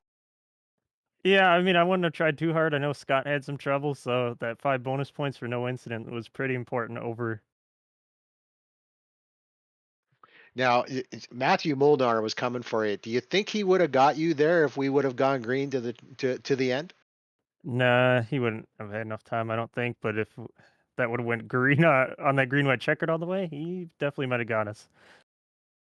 Well, definitely a good run by you tonight. You know, you've been showing that Daniel Eberhard isn't the only guy here to beat. You're showing yourself that leading the championship and should probably still have it after this round. So congratulations on the P2. Yeah, just got to capitalize on Daniel's mistakes. He makes a lot of them while winning races at the same time. Well, before we let you go, anybody you want to thank? Give a shout out to you guys at the Global SimRacing Channel. It's always great to go back and watch the broadcast. Everyone at the league for putting this all on right out does an amazing job. OMG Coffee, the sponsor he brought on board here. So and all the drivers tonight. It was a fun race. All right. Well, congratulations once again on the P2. And I believe Samuel has caught up with our third place winner, Matthew Molnar. Yeah, Matt Molnar here. How are you feeling? I'm sure you're thrilled with a third place finish, but at the same time, it's probably bittersweet. Thinking what could have been. Yeah, I'll take it though, because it feels like every race I was always towards the front, but I was never there at the end. So a podium, I'll gladly take it tonight. What do you think you could have done if that last yellow hadn't came out? Well, I definitely think I would have gone second there, but I don't think I would have been able to get past Daniel. He was just too quick tonight. Even if the first yellow came out, I don't think I was going to be able to catch either one of them. So it was unfortunate that I got loose out turn two there, and I wasn't able to edge out in front of Dylan, but it's all good. Now, spectators have two options when they go to a motor race. They can listen to the crew chiefs who do know what they're talking about, or the announcers who don't know what they're talking about. And I'm an announcer, so I said this strategy is not going to work when you came in and took those tires. Did you have any similar fears, or was that your plan all along? It was honestly pretty 50-50. It was more of a last second decision. The reason why I did it though was because the last caution I had 10 lap old tires and I felt like a rock back to like 10th or 11th. So I knew I needed fresh tires to even have a chance at a podium or even a top five. So ultimately that's why I chose it, but could have gone either way for sure. Now, both Eberhardt and Jones have said that you've been coming on stronger towards the latter stages of the season here. Do you feel that way? And what are your goals for the final 5 rounds? Honestly, yeah, I think it's getting into a rhythm towards the end of the season. I feel a lot more comfortable racing with everybody. I know how everybody races, so I get an idea of what I can do to attack them. Definitely during the middle part of the season, I felt like I was either crashing out or just didn't have the raw pace with me. But now it's pretty good, and it's pretty good. And I think for the next 5 races, it's just gonna keep doing the same thing. Just try and be there at the end and try and take advantage of whatever the other drivers give me. So All right, well, this was a solid finish for you here tonight, Matt, who helped to make it happen for you. well, I gotta shout out my esports team, Archer Brothers Racing. They're a great group of guys to race with. Of course, Justin has been awesome setting up this league. He does a lot for this league, and gives us a great place to race. And our title sponsor for the race today, the OMG Coffee, and of course you guys. You guys always put a great broadcast on. Well, we appreciate it, and hopefully we'll get to talk to you again before the end of the season. I hope so.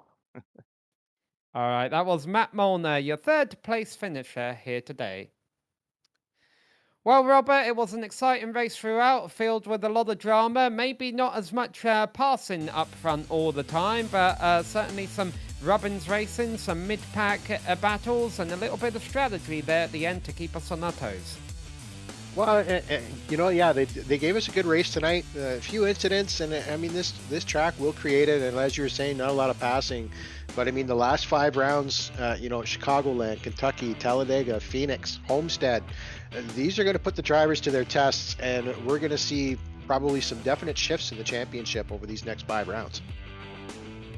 Well, we would like to thank all of the competitors and the organisers in the Rolling Thunder Racing Series for coming out to put on today's event and giving us a great show. Thanks to the team today, Robert, Eddie and Dougie.